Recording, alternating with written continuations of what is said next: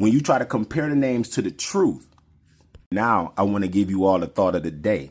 The letter J was created as a distinct letter in 1524 by Gian Giorgio Trissini, an Italian grammarian who argued that the sounds represented by I, which is a vowel, and J, which was a consonant, should be separated. So that lets you know that I and J were they were the same thing, or they was compared to be the same thing, because why should they be separated if they wasn't the same?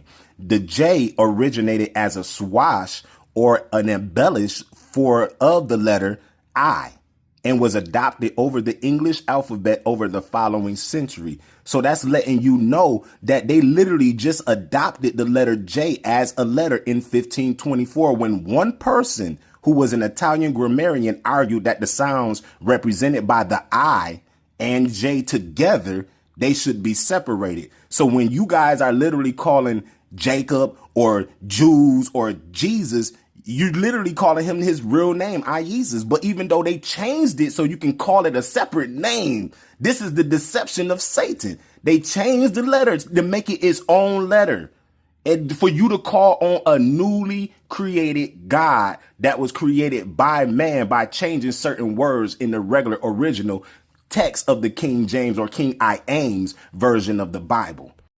Now, here's an example of the J being used in Roman numerals as the number 1 or as the letter I.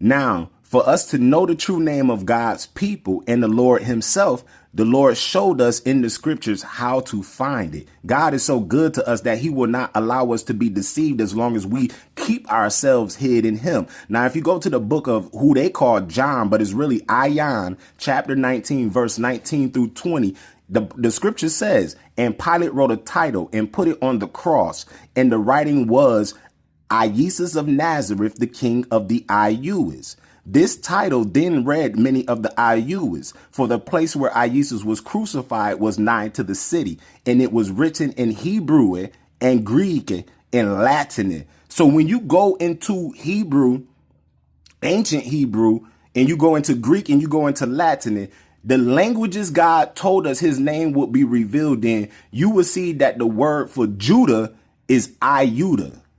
You will see the word for Jesus, Iewes, in Latin, and in Greek, it's Iesu. Can y'all see how they changed the names to give us a false God and idol for the people of God to sit up